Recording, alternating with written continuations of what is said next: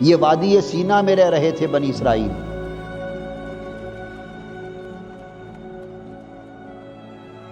تو موسیٰ علیہ السلام کو اعتکاف کے لیے بلایا، واپس آئے تو سامری ایک جادوگر تھا، اس نے لوگوں کو بچھڑا بنا کر سونے کا وہ بولنے لگ گیا اور اس کی پوجا پہ ڈال دیا کہ یہ تمہارا خدا ہے۔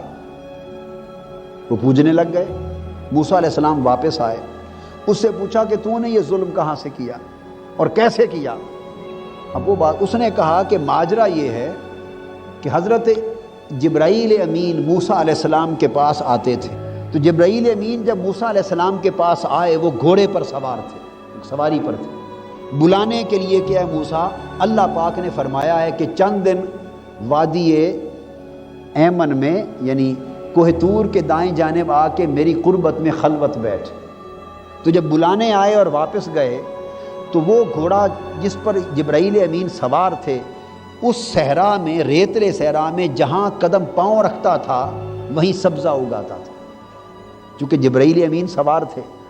گھوڑا جہاں قدم رکھتا تو گویا وہ ملائکہ میں سے رسول ہیں نا، تو ان کی برکت سے گھوڑے کے پاؤں تک یہ تاثیر چلی گئی۔ وہ گھوڑے پر سوار تھے، گھوڑے کے قدم زمین پر تھے، گویا ان کی وہ مس ہو رہے تھے گھوڑے سے اور گھوڑا مس ہو رہا تھا زمین سے۔ تو جہاں جہاں گھوڑے کے قدم لگتے، قدم اٹھتا تو مردہ زمین زندہ ہو جاتی۔ سبزے کا اگانا صحرا میں مردہ زمین کے زندہ ہونے کی علامت ہے۔ سامری سمجھدار آدمی تھا، جادوگر تھا، وہ پا گیا راز۔ اس نے اس جگہ سے مٹی اٹھائی اور وہ جو زیورات ڈلوا دیے تھے اس نے بنی اسرائیل کے سارے اور جلا کر وہ سونا بن گیا تھا، اس سے ایک بچھڑا تراشا اور اس مٹی کو اس کے منہ میں ڈال دی۔ بس وہ مٹی اس بچھڑے کے منہ میں پڑنے کی دیر تھی کہ وہ بولنے لگ گیا، زندہ ہو گیا۔ کی پوجا کیسے شروع ہوئی؟ انہوں نے دیکھا کہ سونے کا بچھڑا بول رہا، یہ خدا ہوگا۔ تو موسیٰ علیہ السلام نے آ کر پوچھا،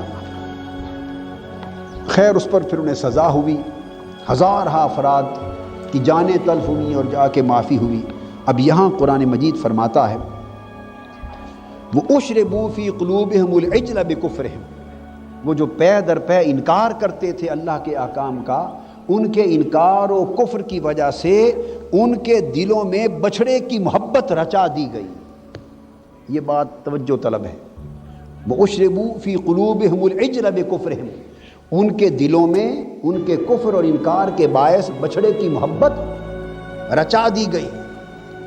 یہاں سے یہ بات معلوم ہوئی کہ بعض اعمال اتنے برے ہوتے ہیں جب انسان اللہ کی نافرمانی کرتا ہے، مسلسل سرکشی کرتا ہے اور اللہ کے احکام کی تعمیل نہیں کرتا، تو بعض اعمال کی یہ نحوست ہوتی ہے اور بعض اعمال سیئہ اور بعض نافرمانیوں کا یہ بد اثر ہوتا ہے کہ ان کی وجہ سے دلوں سے اللہ کی محبت نکل جاتی ہے اور غیر کی محبت راسخ ہو جاتی ہے۔ یہ انسان کے اپنے بعض برے اعمال اور نافرمانیوں کے باعث دلوں میں کسی بری چیز کی محبت، خواہ وہ مال و دولت کی محبت ہو جیسے بچھڑے کی محبت تھی، خواہ وہ دنیا کی محبت ہو، خواہ وہ اور دنی اور گھٹیا چیزوں کی محبت ہو، خواہ کوئی ایسی محبت ہو جو انسان کو اللہ سے دور کر دے، اللہ کے رسول سے دور کر دے، دین سے دور کر دے، آخرت کو بھلا دے اور دنیا میں ڈبا دے، تو گویا بعض برے اعمال نافرمانیوں کی وجہ سے دلوں میں غفلت ڈال دی جاتی ہے، اور وہ غفلت بھی بعض اوقات انسان کی اپنی بد اعمالیوں کا سزا ہوتی ہے۔ تو وہ غفلت، وہ دنیا کی محبت یا آخرت سے بے فکری یا اللہ کی محبت سے دوری اور دین سے دوری، یہ جو دل کی کیفیت ہو جاتی ہے اور دل میں سختی اور قساوت آ جاتی ہے اور بدبختی آ جاتی ہے، یہ اس وقت تک پھر دور نہیں ہو سکتی جب تک ان نافرمانیوں کو اور غفلتوں کو اور برے اعمال کو زندگی سے ختم نہ کیا جائے۔ تو بعض اعمال کا نتیجہ یہ چیز ہوتی ہے۔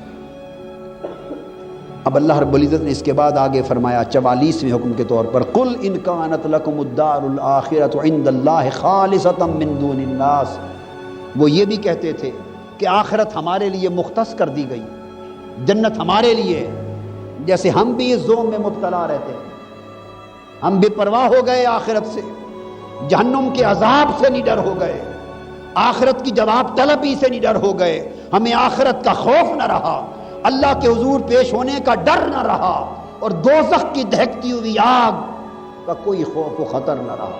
ہم شیر ہو گئے اور ہمارا یہ خیال ہے ہم نے جنت میں ہی چلے جانا ہے. اسی بے فکری نے ان کو بھی تباہ کر دیا تھا، یہ بے فکری ہمیں بھی تباہ کر دے گی.